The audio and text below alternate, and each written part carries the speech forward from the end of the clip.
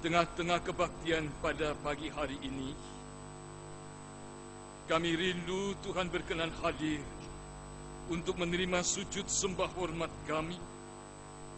Kami rindu Tuhan hadir untuk bersabda kepada setiap kami, sehingga air hidup itu dapat mengalir di dalam batin dan jiwa kami dan menyegarkan kami. Tuhan, berfirmanlah kepada setiap kami, karena di tengah-tengah dunia yang penuh dengan ketidakpastian ini, kami memerlukan gunung batu yang kokoh, tempat kami berpijak, tempat kami berharap, dan tempat kami mengandalkan seluruh kehidupan hanya kepada firman. Kiranya Allah Roh Kudus yang akan berbicara dari hati ke hati dengan setiap kami, sehingga benar-benar firman-Mu dimeteraikan di dalam hati dan jiwa kami. Dan karena karya Roh Kuduslah, kami sungguh-sungguh percaya, kami sungguh-sungguh dapat melakukan, dan kami boleh benar-benar hidup dalam firman. Di dalam nama Tuhan Yesus Juru Selamat kami, Allah kami yang hidup, kami berdoa. Amin. Ibu bapa, saudara-saudara yang dikasihi Tuhan, tema kebaktian kita hari ini adalah ya, kami percaya karena perkataannya. Di dalam lembaran liturgi, kita akan bersama-sama akan membaca Yohanes pasal yang keempat, ayat yang keempat sampai dengan 26. Dan kemudian kita akan melanjutkan ayat 39 sampai 42. Namun Bapak Ibu, izinkan saya akan membacakan dari Yohanes pasal 4, ayat 4 sampai dengan ayat 30. Kemudian kita akan membaca ayat 39 sampai 42. Kita akan bersama-sama mendengarkan bacaan dari Yohanes 4 mulai ayat 4. Ia harus melintasi daerah Samaria. Maka sampailah ia ke sebuah kota di Samaria yang bernama Sikar, dekat tanah yang diberikan Yakub dahulu kepada anaknya Yusuf. Di situ terdapat sumur Yakub. Yesus sangat letih oleh perjalanan. Karena itu ia duduk di pinggir sumur itu. Hari kira-kira pukul 12. Maka datanglah seorang perempuan Samaria, hendak menimba air. Kata Yesus kepadanya, "Berilah aku minum." Sebab murid-muridnya telah pergi ke kota membeli makanan. Maka kata perempuan Samaria itu kepadanya, "Masakan engkau seorang Yahudi minta minum kepadaku seorang Samaria?" Sebab orang Yahudi tidak bergaul dengan orang Samaria. Jawab Yesus kepadanya, "Jikalau engkau tahu tentang karunia Allah dan siapakah dia yang berkata kepadamu, 'Berilah aku minum,' niscaya engkau telah meminta kepadanya, dan ia telah memberikan kepadamu air hidup." Kata perempuan itu kepadanya, "Tuhan, engkau tidak punya timba dan sumur ini amat dalam. Dari manakah engkau memperoleh air hidup itu? Adakah engkau lebih besar daripada bapa kami Yakub, yang memberikan sumur ini kepada kami dan yang telah minum sendiri dari dalamnya, ia serta anak-anaknya dan ternaknya?" Jawab Yesus padanya, "Barang siapa minum air ini, ia akan haus lagi. Tetapi barang siapa minum air yang akan kuberikan kepadanya, ia tidak akan haus untuk selama-lamanya. Sebaliknya, air yang akan kuberikan kepadanya akan menjadi mata air di dalam dirinya, yang terus-menerus memancar sampai hidup yang kekal. Kata perempuan itu kepadanya, Tuhan, berikanlah aku air itu, supaya aku tidak haus dan tidak usah datang lagi ke sini untuk menimba air. Kata Yesus padanya, pergilah, panggillah suamimu dan datang ke sini. Kata perempuan itu, aku tidak mempunyai suami. Kata Yesus padanya, tepat katamu bahwa engkau tidak mempunyai suami. Sebab engkau sudah mempunyai 5 suami, dan yang ada sekarang padamu bukanlah suamimu. Dalam hal ini engkau berkata benar. Kata perempuan itu kepadanya, Tuhan, nyata sekarang padaku bahwa engkau seorang nabi. Nenek moyang kami menyembah di atas gunung ini, tapi kamu katakan bahwa Yerusalemlah tempat orang menyembah. Kata Yesus kepadanya, percayalah kepadaku, hai perempuan, saatnya akan tiba bahwa kamu akan menyembah Bapa bukan di gunung ini dan bukan juga di Yerusalem. Kamu menyembah apa yang tidak kamu kenal. Kami menyembah apa yang kami kenal. Sebab keselamatan datang dari bangsa Yahudi. Tetapi saatnya akan datang dan sudah tiba sekarang, bahwa penyembah-penyembah benar akan menyembah Bapa dalam roh dan kebenaran. Sebab Bapa menghendaki penyembah-penyembah demikian.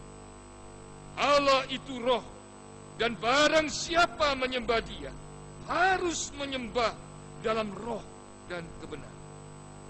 Jawab perempuan itu kepadanya, aku tahu bahwa Mesias akan datang, yang disebut juga Kristus. Apabila Ia datang, Ia akan memberitakan segala sesuatu kepada kami. Kata Yesus padanya, akulah Dia yang sedang berkata-kata dengan engkau. Pada waktu itu datanglah murid-muridnya dan mereka heran. Ia sedang bercakap-cakap dengan seorang perempuan. Tetapi tidak seorang pun yang berkata, apa yang engkau kehendaki? Atau apa yang engkau percakapkan dengan dia? Maka perempuan itu meninggalkan tempayannya di situ, lalu pergi ke kota dan berkata kepada orang-orang yang di situ, mari lihat, di sana ada seorang yang mengatakan kepadaku segala sesuatu yang telah kuperbuat. Mungkinkah Dia Kristus itu? Maka mereka pun pergi keluar kota, lalu datang kepada Yesus. Ayat 39 sampai 40. Dan banyak orang Samaria dari kota itu telah menjadi percaya kepadanya karena perkataan perempuan itu yang bersaksi. Ia mengatakan kepadaku segala sesuatu yang telah kuperbuat. Ketika orang-orang Samaria itu sampai kepada Yesus, mereka meminta kepadanya supaya ia tinggal pada mereka, dan ia pun tinggal di situ 2 hari lamanya. Ayat 41. Dan lebih banyak lagi orang yang menjadi percaya karena perkataannya, perkataan Yesus. Ayat 42. Dan mereka berkata kepada perempuan itu, kami percaya, tapi bukan lagi karena apa yang kau katakan, sebab kami sendiri telah mendengar Dia, dan kami tahu bahwa Dialah benar-benar juru selamat dunia. Demikianlah pembacaan firman Tuhan. Berbahagialah setiap orang yang mendengarkan firman Tuhan, serta yang memelihara dan melakukan dalam kehidupan. Hosiana. Hosiana, Hosiana, Hosiana.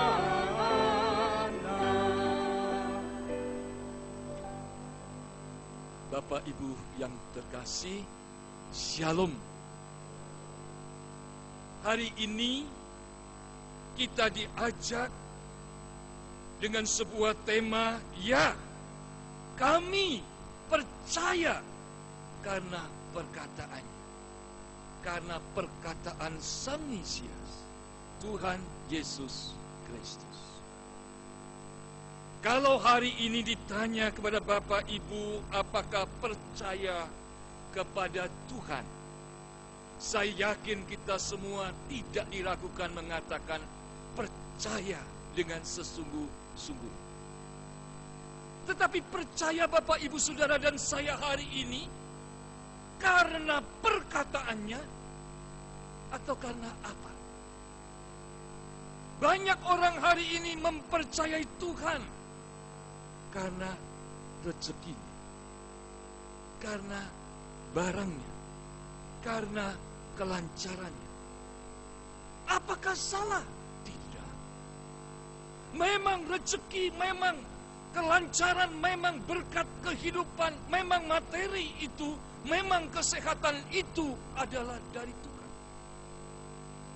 Tetapi hari ini kita diajak untuk mempercayai Tuhan di atas sabda Tuhan Yesus. Apa bedanya? Saudara-saudara, menarik apa yang telah tadi kita dengarkan dan kita baca dari perikop kita. Seorang wanita yang dianggap oleh masyarakatnya sangat teramat hina. Karena kehidupan keluarganya gagal, hidupnya rusak, dan dianggap dia merusak banyak keluarga demi keluarga. Dari mana kita tahu dia sangat hina, dia menyadari kehinaannya? Catatan Alkitab mengatakan dia mengambil air pukul 12 siang. Yang di zaman itu di masyarakatnya dianggap sangat tabu. Bagaikan sekarang kalau ada seorang perempuan keluar di tengah-tengah malam hari sekitar pukul 12, pukul 1 pagi. Saat seperti itulah sumur itu sepi. Saat waktu itulah tidak ada orang yang datang. Dia sengaja memilih waktu itu untuk menimba air dan membawa tempayan. Sangat jelas dia butuh air dari sumur Yakub. Dia membawa tempayan untuk diisi penuh. Sangat jelas dia akan membawa pulang air itu untuk dipakai. Tetapi apa yang dia jumpai? Di luar dugaannya, dia berjumpa dengan seorang Mesias yang dia tidak kenal, yang dia tidak pahami. Dan kemudian di dalam percakapan itulah dia mendengar Yesus meminta air. Dalam percakapan itulah akhirnya sesungguhnya Tuhan Yesus memperkenalkan tentang air hidup.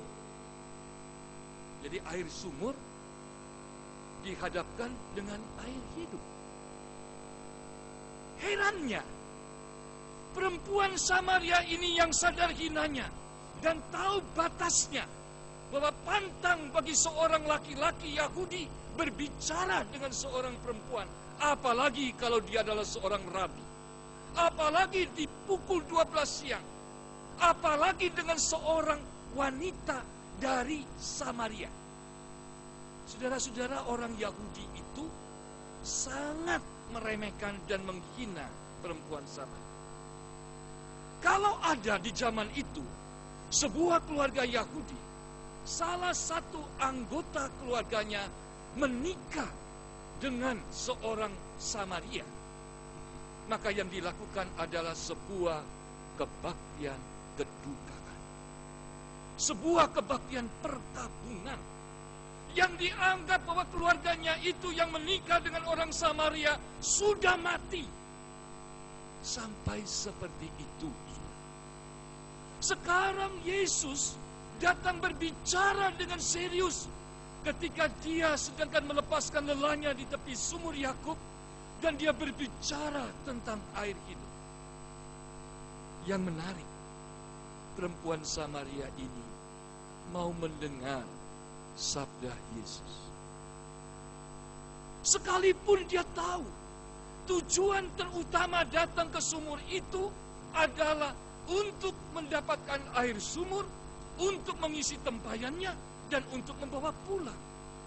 Tahukah saudara, fokus pusat kepada air sumur itu akhirnya beralih kepada air hidup. Dan ayat sampai dengan ayat 30 tadi kita menemukan perempuan Samaria ini meninggalkan tempayan. Sudah bagi dia tidak penting lagi air itu. Ditinggalkan. Lalu apa yang dikerjakan perempuan Samaria ini sesudah dia mendengarkan sabda Yesus, sesudah dia mempercayainya, setelah dia mengikutinya tentang air hidup itu? Dia pergi ke kota, bukan menyembunyikan diri lagi. Dari rumah ke rumah, dia berbicara kepada semua orang dan berkata, di situ ada Mesias yang dimana dia tahu loh, dia bisa cerita loh segala perbuatanku yang jelek, yang jahat, yang tidak baik itu. Herannya, orang-orang Samaria itu tertarik. Dan kemudian mereka pun menjumpai Yesus. Saudara, apakah kita tidak merasakan ada sesuatu yang luar biasa? Karena sabda Yesus, karena air hidup itu, membuat wanita ini yang tadinya membutuhkan air, yang datang tujuannya mengambil air, yang tadinya tidak mau berjumpa dengan orang, sekarang meninggalkan tempayannya. Dia tidak lagi pusing dengan air, lalu dia berjumpa dengan orang dan menceritakan seluruh kejelekan, seluruh kegagalannya, semua kebusukannya. Dan dia berkata, ada yang bisa menceritakan segala apa yang telah aku perbuat. Semua orang ini tertarik berjumpa dengan Yesus. Dan ketika mereka berjumpa dengan Yesus, mereka mengatakan, saya percaya karena perempuan ini. Tetapi ketika 2 hari orang-orang Samaria ini berjumpa dengan Tuhan Yesus, memberikan waktu untuk mendengarkan sabdanya, memberikan waktu untuk memahami firman Tuhan, memberikan waktu untuk menyimpan dan menjadikan tujuan hidupnya, akhirnya orang-orang itu berkata kepada perempuan itu, kami percaya, tetapi bukan lagi karena apa yang kau katakan, sebab kami sendiri telah mendengar dia, dan kami tahu bahwa dialah benar-benar juru selamat dunia. Bapak Ibu, pelajaran apa yang berharga untuk kita refleksikan hari ini? Yang pertama, marilah kita merenungkan selama ini kita sebagai orang Kristen. Apa yang paling berharga dalam hidup saudara? Yang membuat saudara hari ini mempercayai Tuhan, mencintai Tuhan, mengasihi Tuhan, dan mengikut Tuhan. Apakah karena harta? Apakah karena pekerjaan? Apakah karena kesehatan? Apakah karena hal-hal yang lain? Perempuan Samaria ini percaya Tuhan, tetapi dia di atas dasar materi. Air, sumur Yakub. Aku menyembah Tuhan di gunung itu. Tetapi dia tidak berjumpa secara pribadi dengan Tuhan yang mengasihi. Bagaimana tandanya kita tahu apakah air sumur atau air kehidupan yang menjadikan kita percaya Tuhan? Sederhana. Kalau kehidupan kita tidak pernah puas dan haus terus, landasan imanmu bukan air hidup. Jikalau landasan kehidupanmu adalah air hidup, maka engkau tidak akan pernah haus. Jikalau landasan engkau mempercayai Tuhan, meyakini Tuhan Yesus sebagai Tuhan dan Juru Selamat pribadimu, di atas dasar sabdanya, firmannya, air kehidupannya, maka di situasi, kondisi, keadaan apapun, tidak akan engkau berkeluh kesah, bersungut-sungut, dan haus terus. Berapa banyak kita mendengar dan melihat orang Kristen yang sangat rajin dan setia mengikut Tuhan Yesus. Kita patut bersyukur dengan kesetiaan ini. Tapi lihatlah, kalau dia itu hidup mempercayai Tuhan di atas air sumur, maka benar-benar yang akan nampak mirip-mirip yang dilakukan perempuan Samaria ini. Haus, menutup diri, tidak akan terus terang, tidak mau menyelesaikan masalah yang ada di hatinya, dan tidak mau menyelesaikan masalah yang sedang dialami oleh dirinya. Sampai 5 suami pun dia tidak pernah puas. Dan kemudian dia mungkin masih menghibur dan mengatakan, saya orang Samaria yang menyembah Tuhan. Apakah hidup seperti ini yang juga saudara dan saya alami hari ini?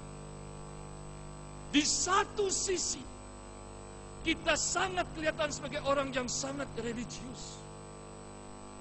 Kita sangat dihormati, sangat dihargai. Tapi hati dan pikiran kita gersang dan orang tidak tahu. Kita tidak pernah puas di dalam pekerjaan. Kita merasa hampa di dalam keluarga. Kita merasa kosong di dalam pergaulan.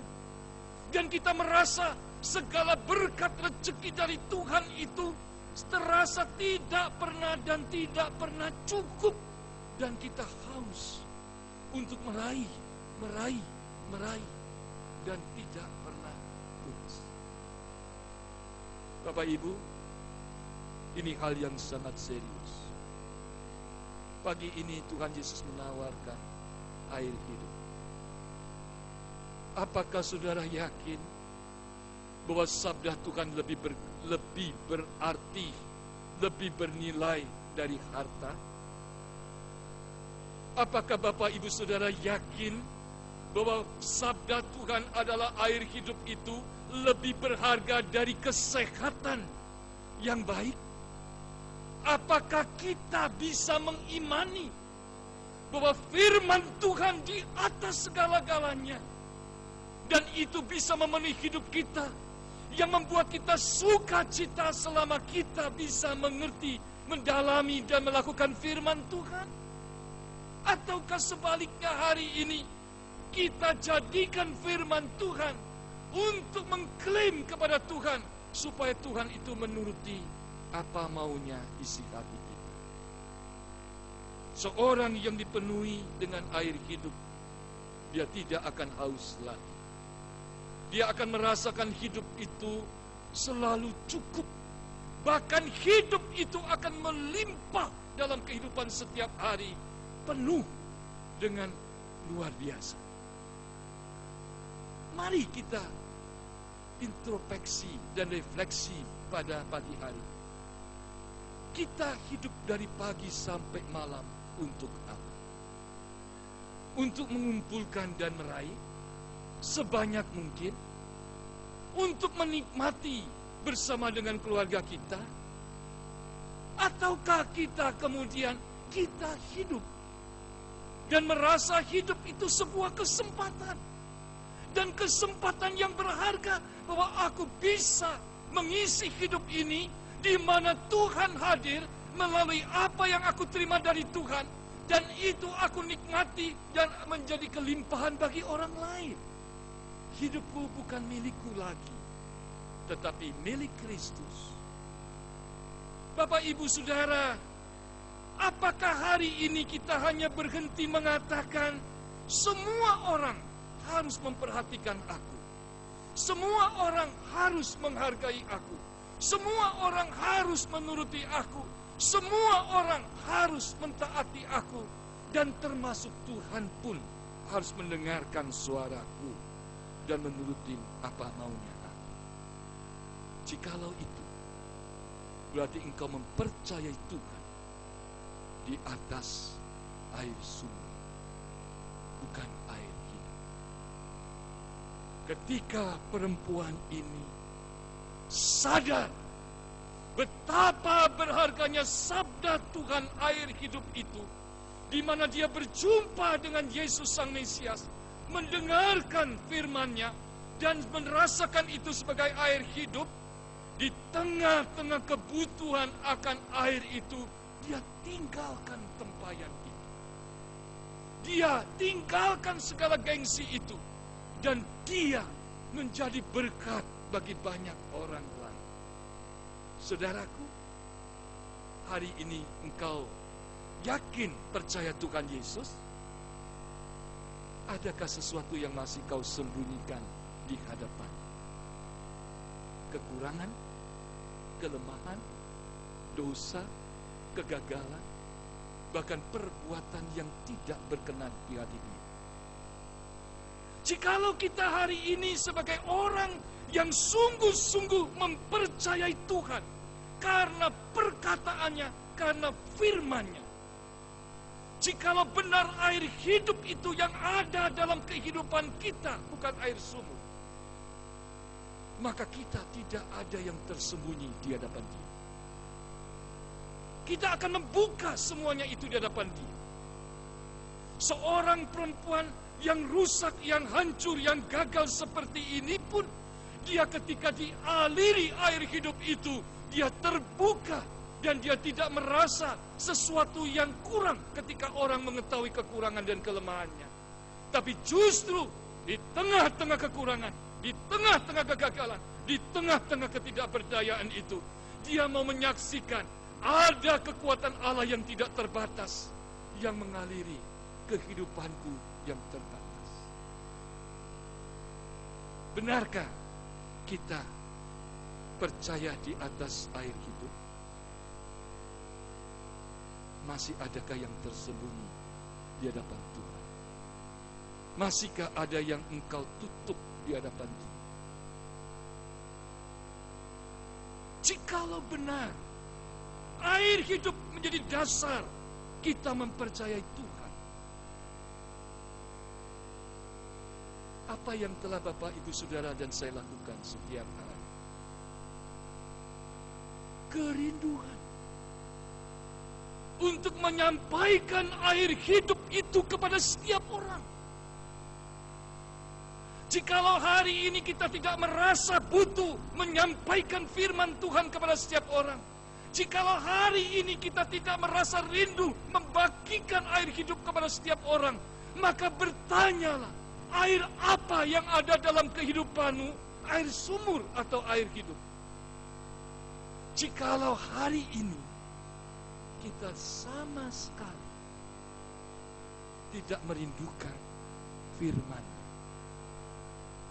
jikalau hari ini kita sama sekali tidak merasa perlu membaca firman Tuhan, maka kita harus jujur bertanya di hadapan Tuhan. Aku percaya kepadamu Tuhan, apakah di atas air hidup atau air sumur? Jikalau hari ini engkau sama sekali tidak merindukan untuk melaksanakan firman Tuhan, apakah engkau mempercayai Tuhan di atas air hidup ataukah air sumur? Banyak hal yang telah kita lontarkan, saudara, dalam bentuk pertanyaan untuk diri kita masing-masing. Tetapi pagi ini Tuhan Yesus serius berbicara kepada saya dan saudara. Aku mencintai, aku mengasihi. Seorang perempuan Samaria yang di tengah-tengah masyarakat dan budayanya dihina, seorang perempuan Samaria yang di dalam lingkungannya dianggap tidak punya lagi harapan. Dia bisa memilih. Dia mengambil kesempatan itu. Dia mendengar sabdaku. Dia mempercayai firman. Dia menerima air hidup itu. Dia tinggalkan tempayannya. Engkau lebih dari perempuan Samaria. Apakah engkau bisa menghargai dirimu sendiri? Berapa puluh tahun saudara dan saya tiap minggu ke gereja. Puji Tuhan. Itu hal yang baik. Berapa banyak waktu, tenaga, dan harta yang kita yakini kita persembahkan kepada Tuhan. Itu sebuah perkara yang mulia. Tetapi apa arti semua itu?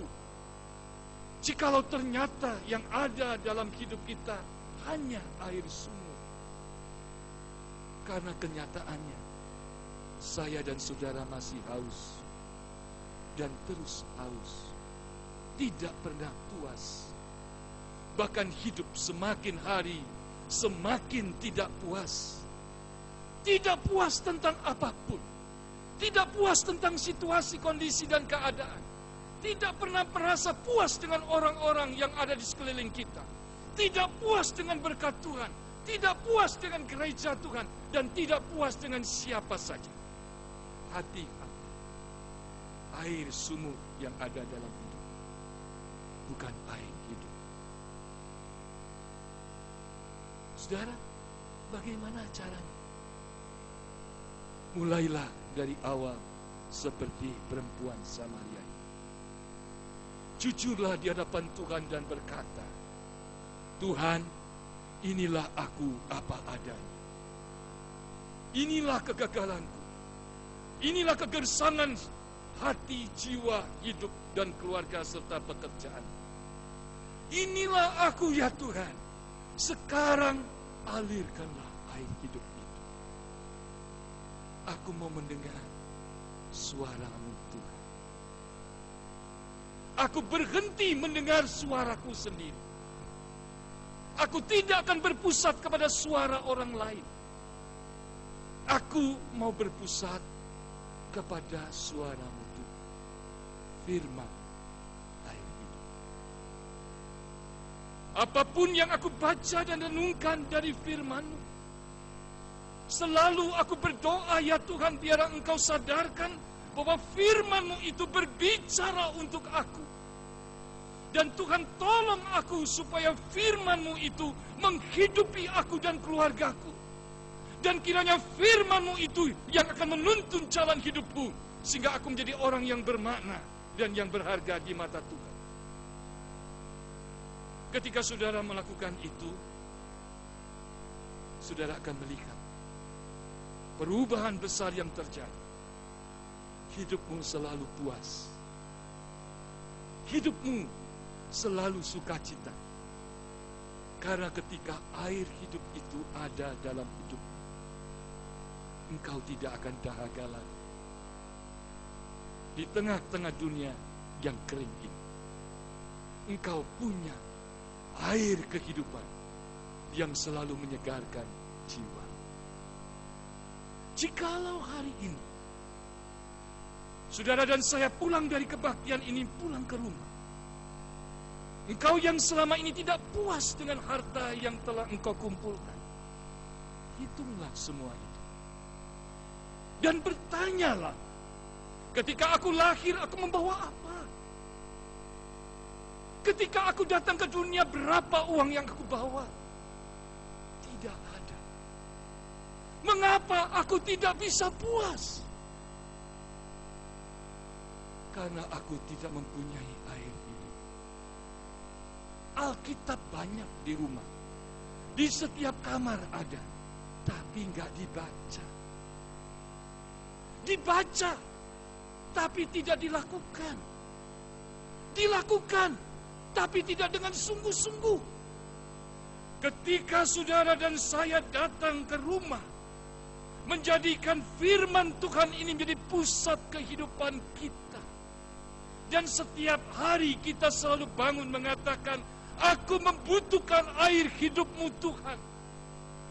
Maka yakinlah, 5 roti dan 2 ikan sekecil itu pun akan mampu saudara pakai mengenyangkan seluruh keluarga. Bahkan ribuan orang makan dengan kenyang. Itulah air hidup yang membuat semuanya menjadi berarti. Saudara-saudara, karier, harta, pekerjaan, semuanya itu ada nilainya. Tetapi ketika semua barang-barang ini tanpa air hidup, maka engkau akan haus. Apa yang engkau pilih? Saudara-saudara, saya akan menutup sebuah kesaksian yang saya lihat, saya dengar, saya alami sendiri. Suatu hari saya melayani di sebuah tempat, dan saya melihat ada seorang ibu yang sangat sederhana, yang miskin, dan yang tidak tahu bagaimana dia akan memimpin 3 anak-anaknya untuk meraih masa depan yang baik. Mereka tidak punya rumah.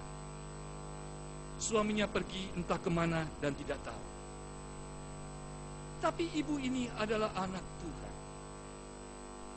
Di dalam doanya dia selalu mengatakan, Tuhan, aku sudah tidak punya apa-apa.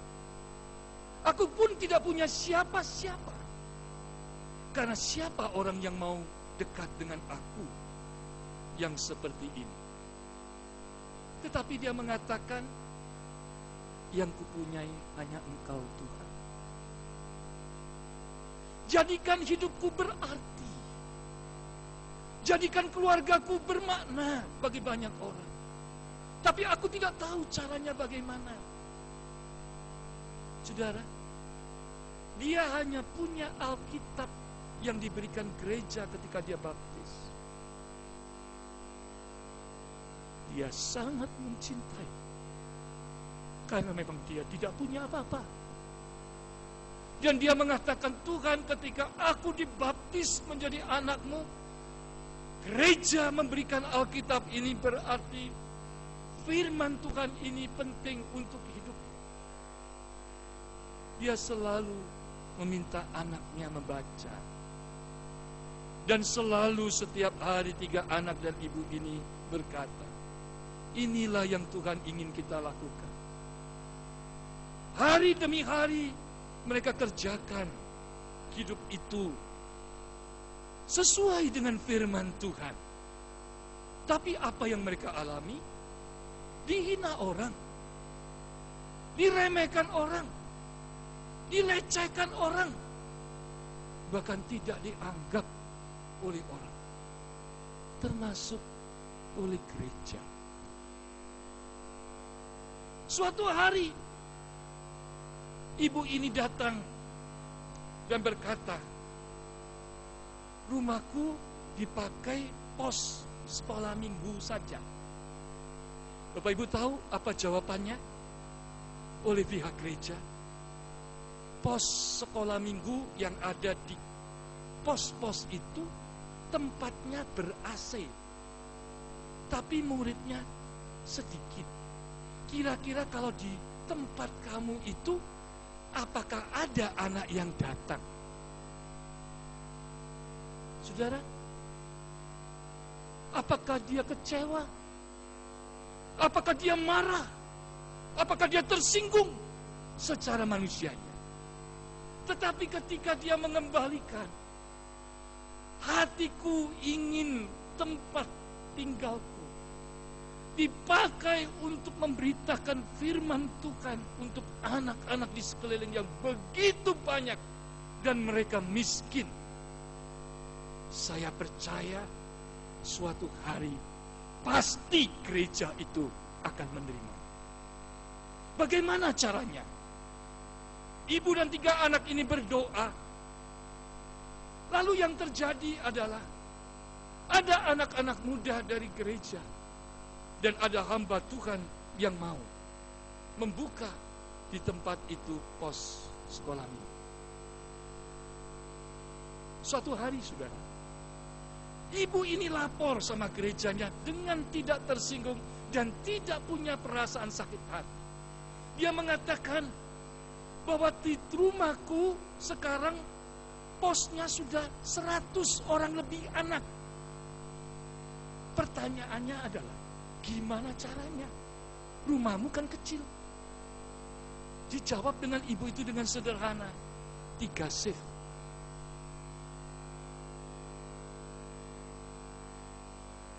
Pukul 8, pukul 10, pukul 5 sore. Sesek penuh. Sekarang gereja mau atau tidak? Kira-kira mau enggak, saudara? Iya. Apakah dia sakit hati? Tidak. Mengapa? Saya baru mengerti. Karena hidup ibu ini dan anak-anaknya, dia percaya atas firman Tuhan. Air hidup yang membuat keluarga ini puas di tengah-tengah hinaan orang. Air hidup yang menyebabkan mereka bisa tetap setia, tetap mengasihi di tengah-tengah cercaan orang.